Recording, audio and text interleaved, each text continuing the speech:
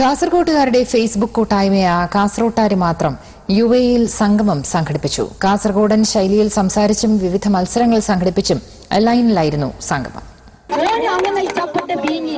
കാസർഗോഡ് കാര്യമില്ലാതിരിക്കുക അല്ലെങ്കിൽ ക്യാമത്താസിരിക്കാൻ വേണ്ടി പോയെങ്കിൽ ആടെ ഡോക്ടർ എന്ത് എഴുതി കൊടുക്കും? പെൻസിലിംഗ് മറ്റേ ഇത് കൊടുത്തെങ്കിൽ തേടാനും പെൻസിലിംഗിന്റെ പൈസ എത്ര? കാസർഗോഡൻ ശൈലിയിലാണ് ഇദ്ദേഹം അടിച്ചു കസറുന്നത്. കാസർഗോട്ടുകാരുടെ ഫേസ്ബുക്ക് കൂട്ടായ്മയായ കാസർകോട്ടാർ മാത്രം നടത്തിയ സംഗമത്തിൽ നിന്നാണ് ഈ രംഗം.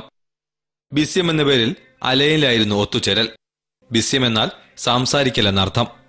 ദുബായിൽ നിന്ന് ഒരു ബസ്സും പിടിച്ച് കാസർകോട്ടാരെല്ലാം അലനിലെത്തുകയായിരുന്നു. കൾനാട് സ്വദേശിയായ നൌഷാദാണ് ഫേസ്ബുക്കിൽ ഈ ഗ്രൂപ്പ് രൂപീകരിച്ചത്. നമ്മുടെ ഈ ഫേസ്ബുക്കിൽ ഈ കാസർഗോഡുകാർ ഒരുപാട് പേരുണ്ട്. അപ്പോൾ പല പല മേഖലകളിലും പല പല രാജ്യങ്ങളിലും പല നാട്ടിലൊക്കെ ഉള്ളവരുണ്ട്. അപ്പോൾ അവരൊക്കെ ഒരു പ്ലാറ്റ്ഫോമിൽ കൊണ്ടുവരാൻ വേണ്ടി തുടങ്ങിയ ഒരു ഗ്രൂപ്പാണിത്. കാസർഗോഡൻ ശൈലിയിൽ തന്നെയായിരുന്നു ബിസ്യം. കാസർഗോഡൻ ശൈലിയിൽ സംസാരിക്കുന്ന മത്സരവും ഫാഷൻ ഷോയും അന്താക്ഷരിയുമെല്ലാം ഈ സംഗമത്തിൽ അരങ്ങേറി.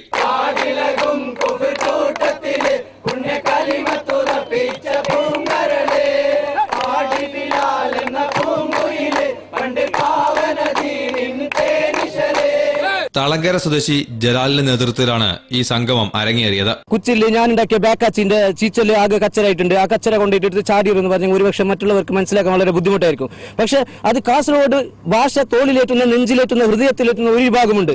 ആ വിഭാഗക്കാർക്ക് ഇത് കേൾക്കുമ്പോൾ വല്ലാത്ത ഹരമാണ്, വല്ലാത്ത രോമാഞ്ചമാണ്. അത് കേൾക്കുമ്പോൾ മനസ്സിന് വല്ലാത്തൊരു സന്തോഷമാണ്. ആ സന്തോഷം പങ്കിടാനുള്ള വേദിയാണ് ഈ കൂട്ടായ്മയിൽ ഞങ്ങൾ ഉദ്ദേശിക്കുന്നത്.